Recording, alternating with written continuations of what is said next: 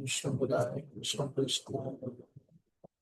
श्रीमते भक्तिवेदांत स्वामी नमस्ते सरस्वती देवी गौरवाणी प्रचार निर्विशेष शुक्रवारी पाश्चात्य देशकाल जय श्री कृष्ण चैतन्य प्रभु नित्यानंद श्री द्वैत गदाधर गौर भक्त हरे कृष्ण कृष्ण कृष्ण हरे राम राम राम हरे हरे।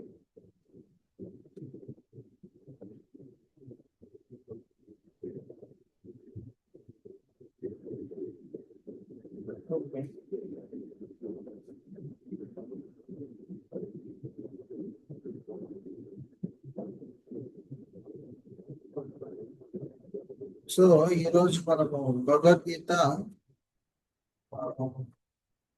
12వ అధ్యాయం. సో దీని మీద చర్చ చేయబోతున్నాం. సో 11వ అధ్యాయంలో కృష్ణుడు తన విశ్వరూపాన్ని చూపించడం జరిగింది. తన దివ్య విభూతులు గురించి ఇక్కడ చెప్పడం జరిగింది. సో ఇప్పుడు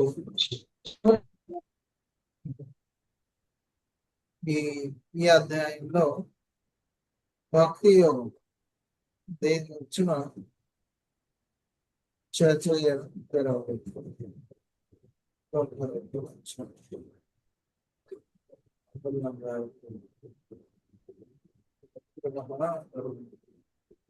శ్రీ గురు హరే కృష్ణ.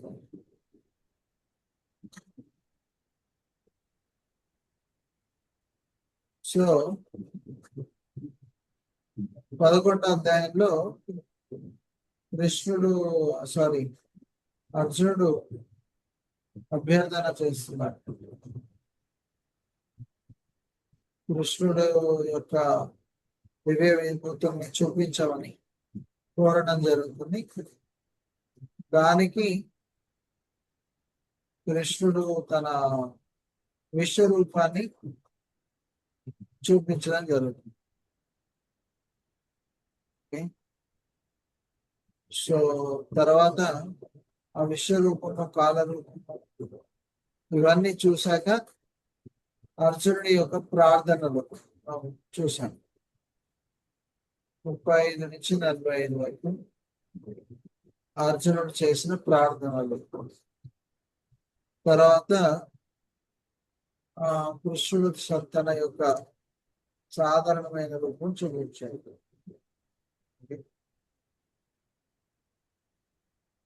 సో ఈ 11వ అధ్యాయం యొక్క సారాంశం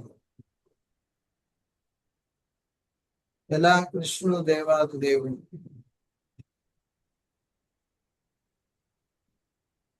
మరియు మనకున్న వివిధ ఎంపికలు, భక్తుల యొక్క మనోవైఖరి, దీని గురించి చర్చించగలుగుతాం. సో అర్జునుడి యొక్క ప్రశ్న ఏంటంటే, మీ యొక్క భక్తియుక్త సేవలో సదా నియుక్తులైన వారు మరియు అవ్యక్త నిరాకార బ్రహ్మను ధ్యానించువారు, ఈ ఇరువురిలో ఎవరు మిక్కిలి పరిపూర్ణులు? ఈ 2 రకాల వ్యక్తులు ఉన్నారు. సో వీళ్ళలో పరిపూర్ణులు ఎవరు అని అడగడం జరిగింది. సో అప్పుడు భగవంతుడు ఏం చెప్తున్నాడు? శ్రీ భగవాన్ వాచ, చెప్పండి. శ్రీ భగవాన్ వాచ మయ్యావేశ మనో ఏ మాం నిత్యయుక్త ఉపాసతే శ్రద్ధయా పరయో వేత్తాస్తే శ్రద్ధయా పరయోపేతాస్తే మే యుక్తతమ మతః మే యుక్తతమా మతాః. చదవండి అని హరే కృష్ణ గురు. చదవండి మేడం. చదవండి. శ్రీకృష్ణ భగవానుడు పలికెను, నా స్వీయ రూపమునందు మనస్సును లగ్నం చేసి దివ్యమును ఘనమును అగు శ్రద్ధతో సదా నా అర్చనం నందు నియుక్తులైన వారు అత్యంత పరిపూర్ణులని నేను భావింతును. హరే కృష్ణ అండి. సో భగవంతుడు మనసును లగ్నం చేయడం అది అన్నిటికంటే ఉత్తమమైంది అని చెప్తున్నాం. అది పరిపూర్ణమైనది అని ఇక్కడ చెప్తున్నాం. సో అది మనం గ్రహించాలి. ఈ రెండిట్లో అంటే భగవంతుడి నుంచి వచ్చే తేజస్సు, బ్రహ్మ తేజస్సు, దానిలో లీనం అవడానికి కొందరు ప్రయత్నం చేస్తారు. దానికంటే భగవంతుడికి డైరెక్ట్ గా సేవ చేయడం ఉత్తమం చెప్తున్నారు. క్లేశోధికతరస్తేషాం అవ్యక్త సప్త చేతసాం అవ్యక్తాసక్తచేతసాం అవ్యక్త హి గతి దుఃఖం అవ్యక్తాహిగతిదుఃఖం దేహవద్భిర వాప్యతే దేహవద్భిరవాప్యతే. హరే కృష్ణ ప్రభుజీ. పరమ పురుషుని అవ్యక్త నిరాకార తత్వమునందు ఆసక్తమైన చిత్తము కలవారికి పురోగతి అనునది మిగులు క్లేశకరము. ఆ విధానమున ప్రగతి సాధించుట దేహదారులకు ఎల్లప్పుడూ కష్టతరమే.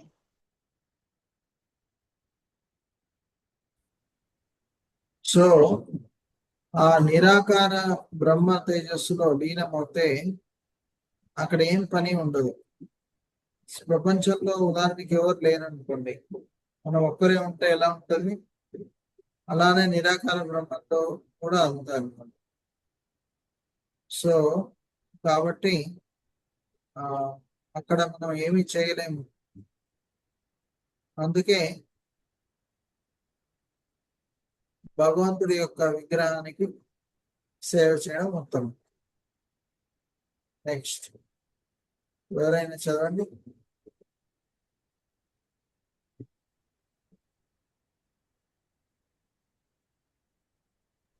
హరే కృష్ణ. హరే కృష్ణ. కానీ ఓ పార్థ, సర్వకర్మలను నాకు అర్పించి అన్య చింత లేక నాకు భక్తులై మనస్సును నా ఎందే లగ్నం చేసి సదా నన్ను ధ్యానించుచు నా భక్తియుత సేవలో నన్ను అర్చించుడి వారిని శీఘ్రమే జనన మరణమును సంసార సాగరము నుండి ఉద్ధరింతును. హరే కృష్ణ.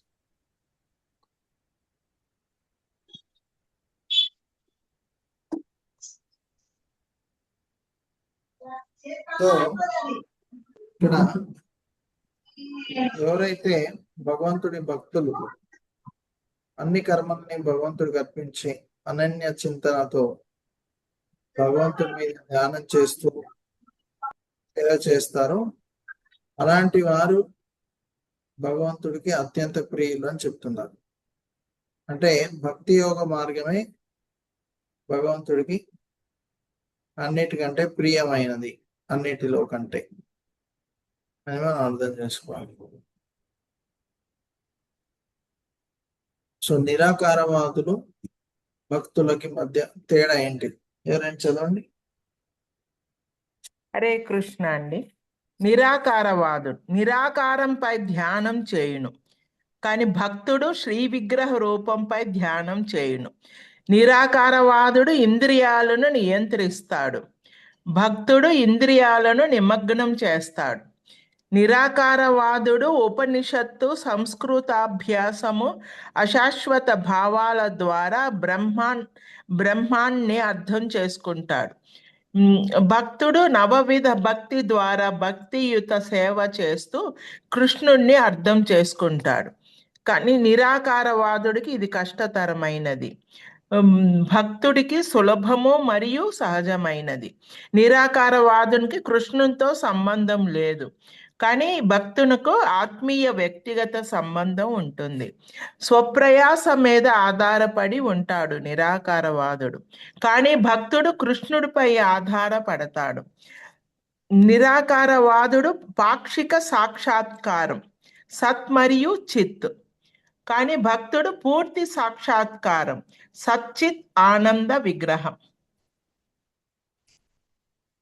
హరే కృష్ణ. సో ఇది భక్తుడికి నిరాకారవాదులకి తేడా. నిరాకారవాదులు ముఖ్యంగా తమపైనే ఆధారపడతారు, భగవంతుడి మీద ఆధారపడరు. సో కాబట్టి అది కష్టతరమైన మార్గం. వారు అందులో భగవంతుడి అనుగ్రహం పొందడం కష్టం. కానీ భక్తి యోగ మార్గంలో భగవంతుడి మీద నిర్భరపడతారు కాబట్టి ఇది చాలా సునాయాసం. ఎవరైనా దీన్ని పాటించవచ్చు, ఎవరైనా దీన్ని సులువుగా చేయవచ్చు. సో కాబట్టి భక్తులు దీన్ని సునాయాసంగా పాటించడానికి ప్రయత్నం చేయాలి. సో పరిపూర్ణత చెందిన భక్తియుక్త సేవ. మయేమ మన ఆదస్వ, మయ్యేమ మన ఆధత్స్వ, మయి బుద్ధి నివేశయ, మయి బుద్ధి మయి బుద్ధి నివేశయ, నివశిష్యసి మయేవ, నివసిష్యసి మయ్యేవ, అత ఊర్ధ్వం న సంశయ. అత ఊర్ధ్వం న సంశయః.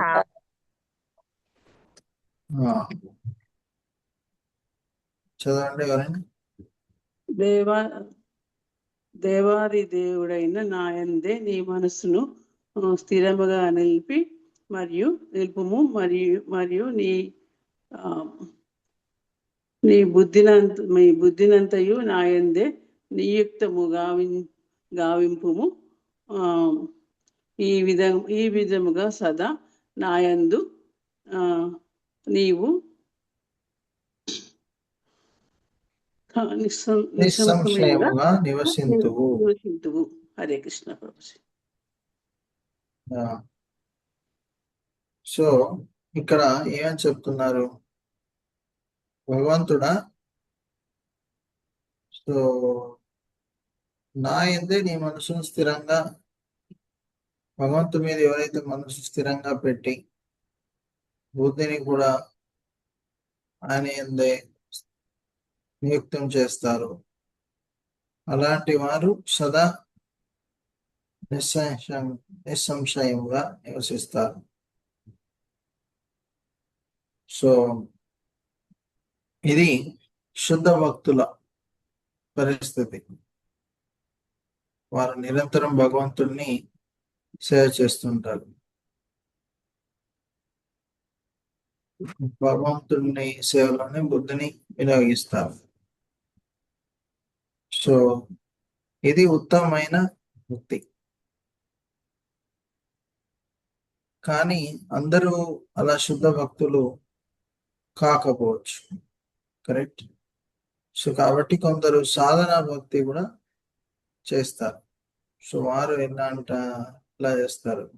అత చిత్తం సమాధౌతుం నా, అథ చిత్తం సమాధాతుం నా శక్నోషి మయి స్థిరం, శక్నోషి మయి స్థిరం, అభ్యాసయోగేన తతో అభ్యాసయోగేన తతో మామిచ్ఛాప్తుం ధనంజయ.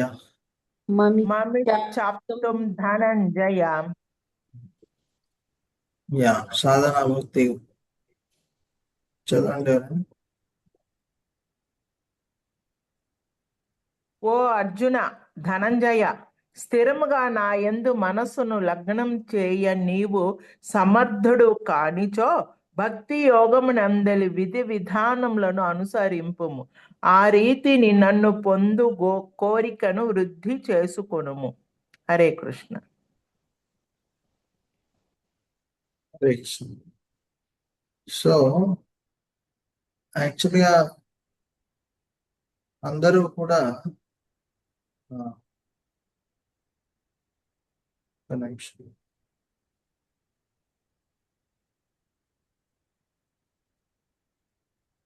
యాక్చువల్గా అందరూ కూడా భగవంతుడి మీద పూర్తిగా మనసును లగ్నం చేయలేకపోవచ్చు. ఓకే,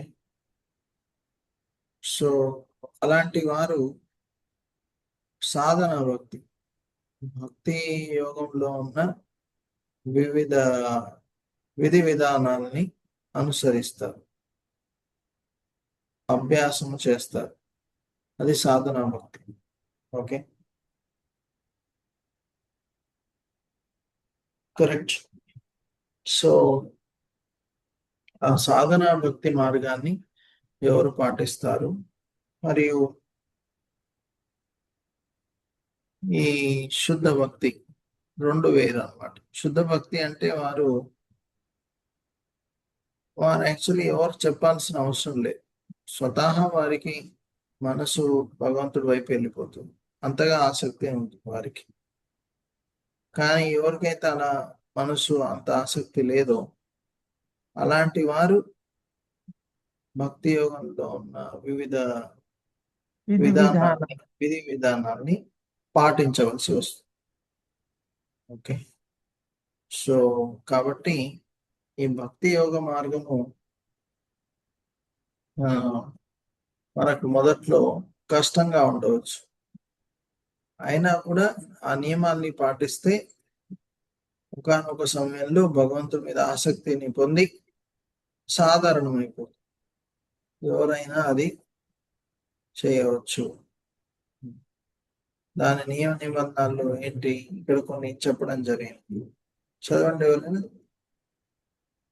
భక్తి యోగములో భక్తి యొక్క కృష్ణ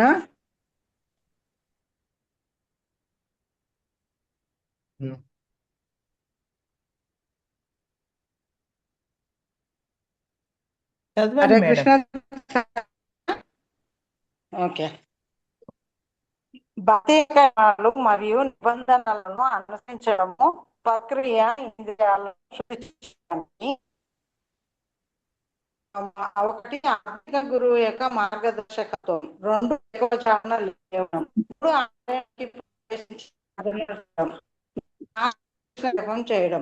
5 శ్రీ విగ్రహాలకు పువ్వులు అందించడం, 6 శ్రీ విగ్రహం చేయడం, 8 శుద్ధ భక్తుల నుండి భగవద్గీత మరియు శ్రీమద్ భాగవతం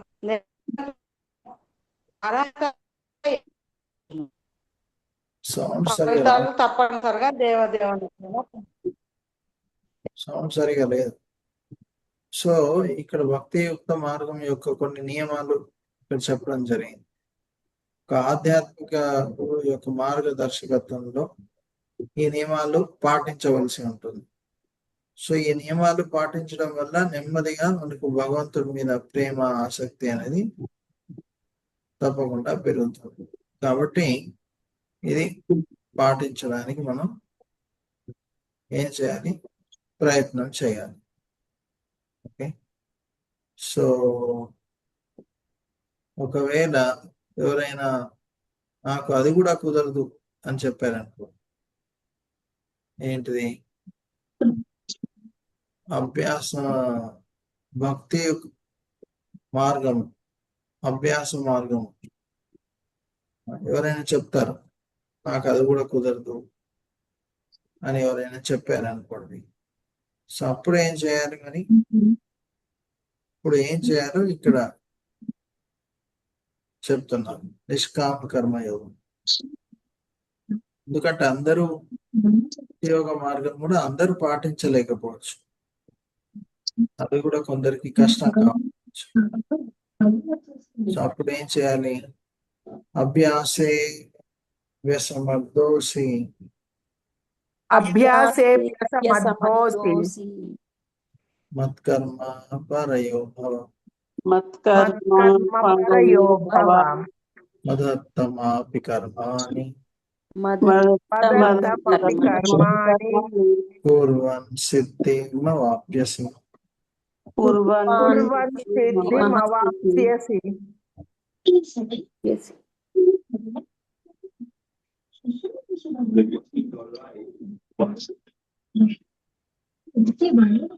చదవండి. భక్తి యోగ నియమములు కూడా నీవు అభ్యసింపజాలనిచో నా కొరకు కర్మ నొనరించుటకు యత్నింపు.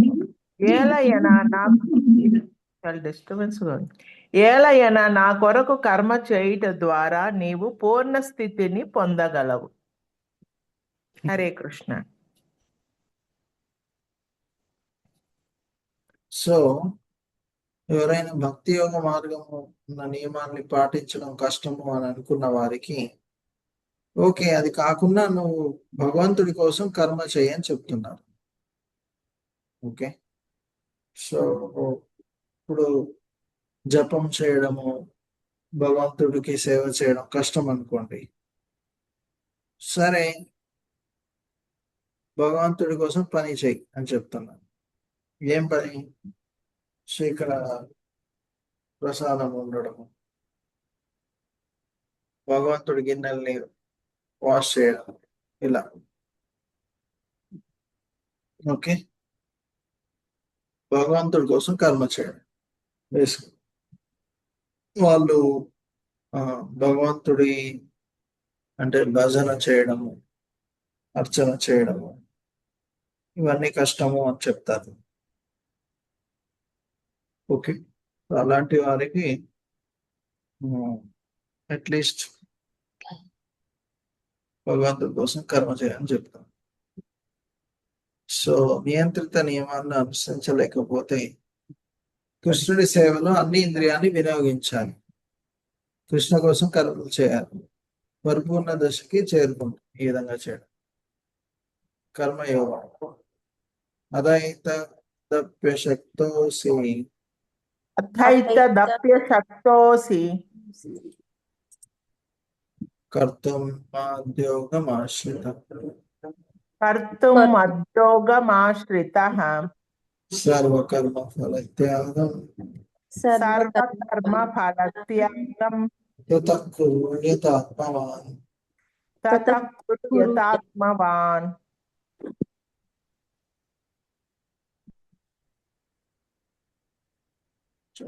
చదవండి. హరే కృష్ణ. అయినను ఒకవేళ నా భావనలో కర్మను చేయుట ఎందును నీవు అసమర్థుడు అయినచో సర్వకర్మ ఫలములను త్యాగము చేసి ఆత్మస్థితుడ వగుటకు యత్నింపుము. హరే కృష్ణ. ఒకవేళ భగవంతుడి కోసం కర్మ చేయడం కూడా కష్టం అనుకోండి. ఉదాహరణకి ఎవరైనా ఇంట్లో కృష్ణుడి ఇట్లా సేవ చేయొద్దు, మన మందిరానికి వెళ్ళొద్దు అని పంపించరు. సో అలాంటి పరిస్థితుల్లో వారు చేసే కర్మ ఫలితాలన్నీ త్యాగం చేయాలని చెప్తున్నారు. తద్వారా కూడా భగవంతుడిని ప్రసన్నం చేయవచ్చు, తద్వారా భగవంతుడి కృప దొరుకుతుంది, ఆత్మస్థితులు అవుతారు. అది ఇక్కడ చెప్పడం జరిగింది. సో భక్తి యోగం యొక్క ప్రగతిశీల దశలు ఇవి. నిమ్న దశ, ఉత్తమైన దశ. ఉత్తమైన దశ మనసుని కృష్ణుడిపై లగ్నం చేయడం, స్థిరంగా ఉంటుంది, కృష్ణుడితో సంబంధం కలిగి ఉండి జీవించటం. అది కాకపోతే సాధన భక్తి, నియంత్రిత నియమాల్ని అనుసరించడం, కృష్ణుడిని పొందాలని కోరికతో పెంపొందించుకోవడం, కృష్ణుడి సేవ చేయడం. అది కుదరకపోతే కృష్ణుడిని కోసం కర్మలు చేయడం. అదే కురకపోతే కేవలం కర్మ చేసి కర్మ ఫలితాన్ని అర్పించుకుంటాం. సో ఈ విధంగా 4 దశలు. సో భక్తుల యొక్క మనోవైఖరి ఎలా ఉంటుందో చూద్దాం. కృష్ణుడికి ప్రీతి ప్రాతుల్ని చేసే లక్షణాలు మనం చూద్దాం.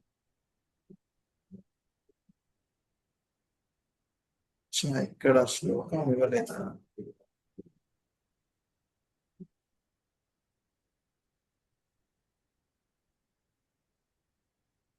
శ్లోకం అనుకుంటా డైరెక్ట్ గా ఎలా చేశాను.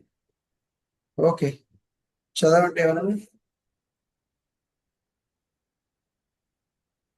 హరే కృష్ణ అండి.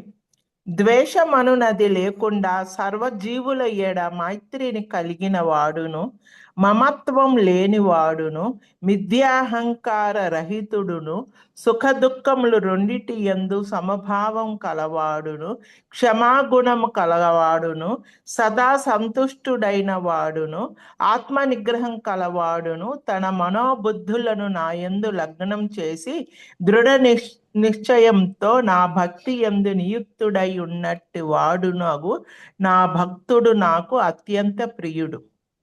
ఎవరికి నీ కష్టం కలిగించని వాడును, ఎవరి చేతను కలతకు గురి కాను వాడును, సుఖ దుఃఖముల నందు మరియు భయోద్వేగముల నందు సమచిత్తునుగా నుండు వాడును అగు మనుజుడు నాకు మిక్కిలి ప్రియుడు.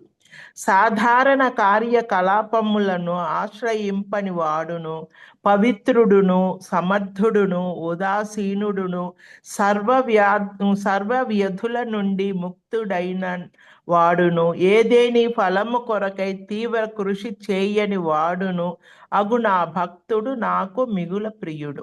హరే కృష్ణ. హరే కృష్ణ. శుద్ధ భక్తుల యొక్క లక్షణం ఇక్కడ చెప్పబడింది.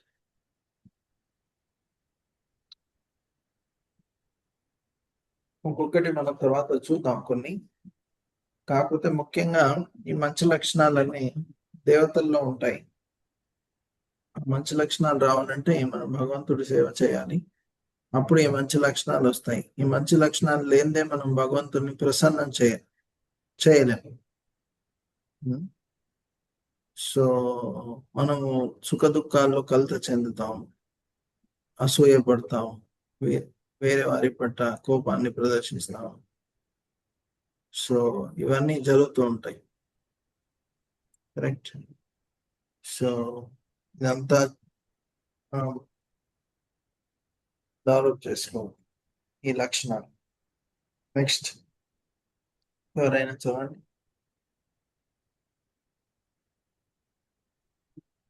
ఉప్పొంగుట గాని దుఃఖించుట గాని తెలియని వాడు, శోకించుట గాని వాంఛించుట గాని ఎరుగని వాడు, శుభాశుభములు రెండింటిని త్యాగం చేసిన వాడు నాకు భక్తుడు నాకు మిక్కిలి ప్రియుడు.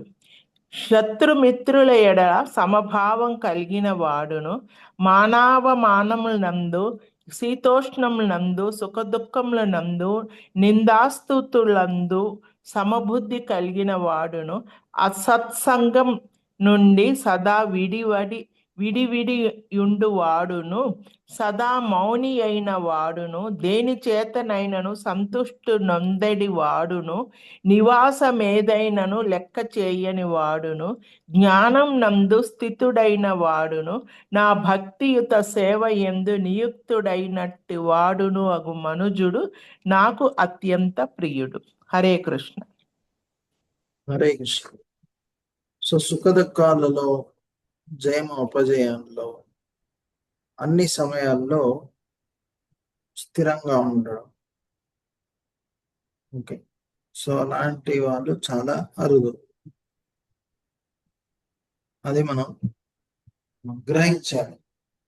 ఓకే, సో ఎవరైతే ఇది గ్రహించి భగవంతుడి సేవ చేస్తారో వారు భగవంతుడికి మిక్కిలి ప్రియులు అవుతారు. ఓకే, లేకపోతే మరి ఈ లక్షణాలు పెంపొందించుకోకపోతే మరి కష్టం.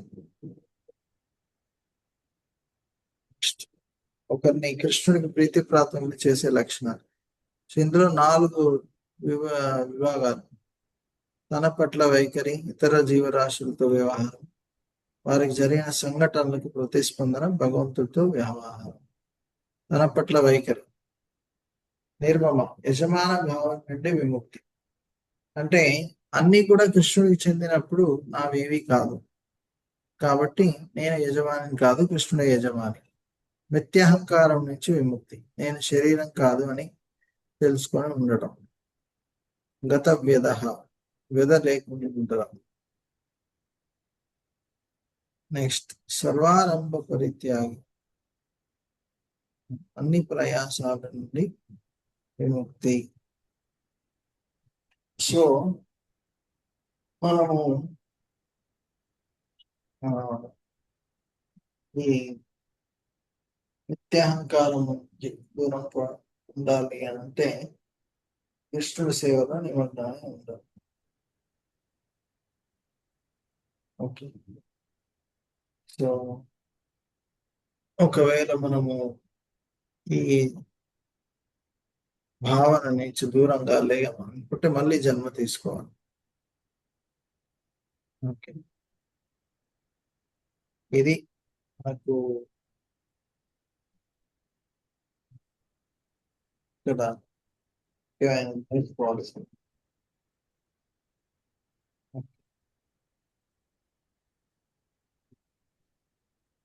సో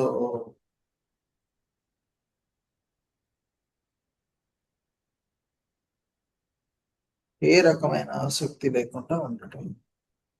నెక్స్ట్ ఇతర జీవరాశులతో వ్యవహారం, అది ఎలా ఉంటుంది చదవండి.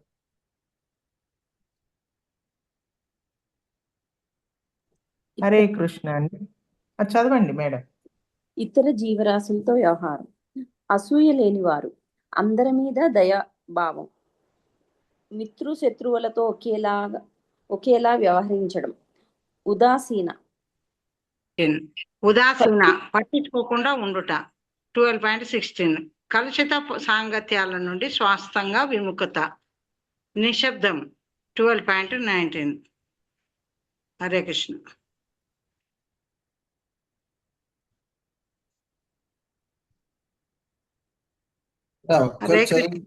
ఒక్కరు చదివితే చాలు. సో మన స్వతహా మన ఎలా వ్యవహరిస్తాము, వేరే వారితో ఎలా వ్యవహరిస్తాము, అసూయ లేకుండా ఉండడం. ఓకే, మిత్రుల్ని శత్రువుల్ని ఒకే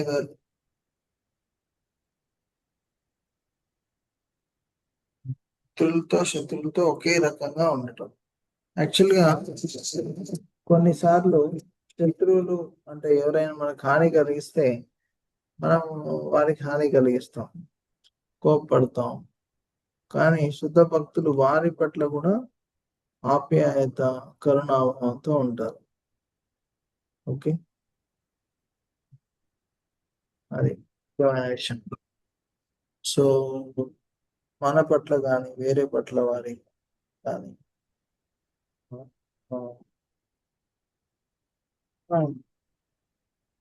ఏ విధంగా ప్రవర్తించాలో ఇక్కడ చెప్పడం జరిగింది.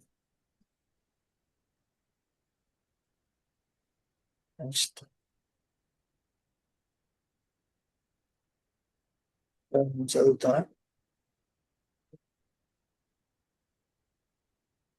హరే కృష్ణ. సంతృప్తి, స్వీయ నియంత్రణ, పరిపూర్ణమైన ఆధ్యాత్మిక. భౌతిక లాభ నష్టాల గురించి సంతోషించరు లేదా దుఃఖించరు. సంతృప్తి, సహనం. సంతృప్తి, చింతించరు, కోరికలుండవు, అన్ని రకాల శుభ అశుభ మరియు పాపాత్మకమైన చర్యలకు అతీంద్రియం. సంతృప్తి, ఆనందము మరియు విషాదాల్లో సమస్థితి.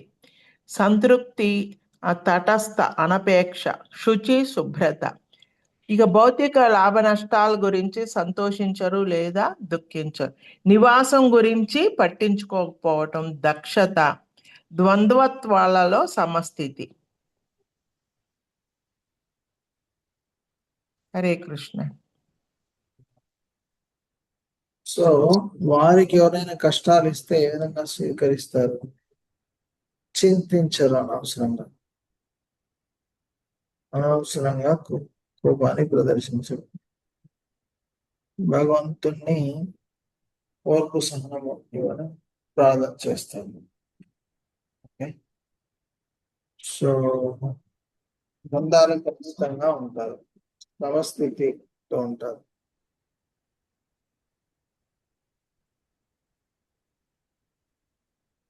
సో ఈ విధంగా మనము శుద్ధ భక్తులు వేరే వాళ్ళు ప్రవర్తిస్తే ఏ విధంగా ప్రవర్తిస్తారో ఇక్కడ మనం చూడవచ్చు.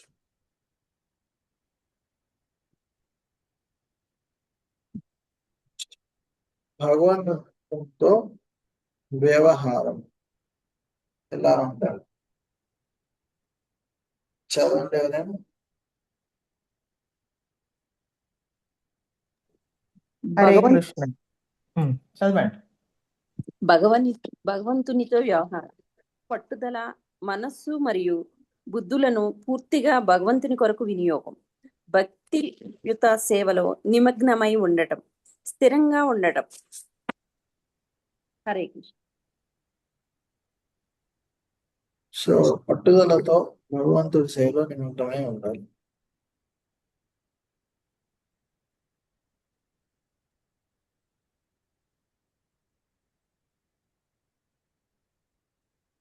సో పట్టుదలతో సేవ చేయాలి, నిమగ్నమై ఉండాలి సేవలో. ఏతు ధర్మ మిదం ఏతు ధర్మ్యామృతమిదం యథోక్తం పరిభాషతే యథోక్తం పర్యుపాసతే దానమత్పరమా పరమా భక్తాసే తీవ్రమే ప్రియ. భక్తాస్తే తీవ్రమే ప్రియాః. ప్రియాః. చదవండి.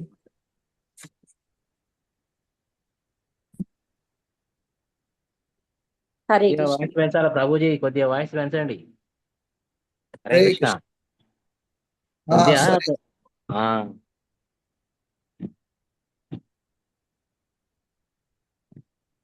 చదవండి చదవండి. హరే కృష్ణ. చదువుతున్నాం. అందరికి ప్రియమైన వాడు హేతు ధర్మామృతం ఇదం యథోక్తం పర్యుపాసతే శ్రద్ధాదాన మత్పరమా భక్తాస్తే తీవమే ప్రియాః. శ్లోకం కాదు, నేను ఆ చదవమంది తాత్పర్యం అర్థం. శ్రీల ప్రభువారంటారు, అన్నే పరమగమ్యముగా చేసుకొని భక్తి యోగమును ఈ అమృత పదమును అనుసరించుచు శ్రద్ధతో దీని యందు సంపూర్ణంగా నియుక్తులైన వారు నాకు అత్యంత ప్రియులు. భగవద్గీత 12:20. హరే సో కృష్ణ. ఎవరైతే భక్తి యోగ మార్గంలో భగవంతుడిని నిత్యము సేవ చేస్తూ ఉంటారో వారు భగవంతుడికి అత్యంత ప్రియులు. సో ఇది వరకు చూసాం కదా, ఏంటి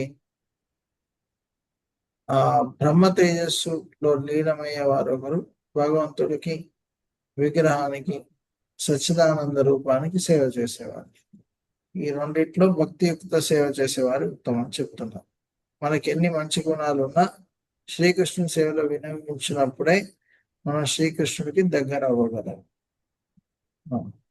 సో ఇవన్నీ కూడా పూర్వకర్మానుసారంగా కొన్ని మంచి గుణాలు ఉండొచ్చు, కానీ భగవంతుడికి సేవ చేయకపోతే ఉన్న మంచి గుణాలన్నీ కూడా ఏమవుతాయి, తొలగిపోతాయి. కానీ ఎవరిలోనైతే ఒక్క మంచి గుణం కూడా లేదనుకోండి, లేకున్నా భగవంతుడి సేవలో నిమగ్నం అయితే అన్ని మంచి గుణాలు వచ్చేస్తాయి. సో అది మనం నేర్చుకోవాల్సిన ఒక ముఖ్యమైన అంశం. Okay, Hare Krishna Hare Krishna Krishna Krishna Hare Hare Hare Ram Hare Ram Ram Ram Hare Hare. Okay, so మనము దేవాది దేవుడిని ఏ విధంగా, అతని వ్యక్తిత్వం ఉందా లేకుంటే అతని బ్రహ్మ తేజస్ భగవంతుడు, దేనికి సేవ చేయాలి, అలానే భక్తియుక్త మార్గాన్ని ఏ విధంగా ఎంపిక చేసుకోవాలి. అంటే ఎవరు ఏ విధంగా సేవ చేయవచ్చు? శుద్ధ భక్తులు ఎలా? వివిధ రకాల భక్తులు, శుద్ధ భక్తులు, సాధన భక్తులు, కర్మయోగం పాటించేవారు. అలా ఆఖరికి భక్తుల్లో, శుద్ధ భక్తుల్లో ఉండవలసిన లక్షణాలు, దాని గురించి మనం చూస్తాం. హరే కృష్ణ హరే కృష్ణ కృష్ణ కృష్ణ హరే హరే హరే రామ హరే రామ రామ రామ హరే హరే. ఎవరికి ఏమైనా ప్రశ్నలు ఉన్నాయా?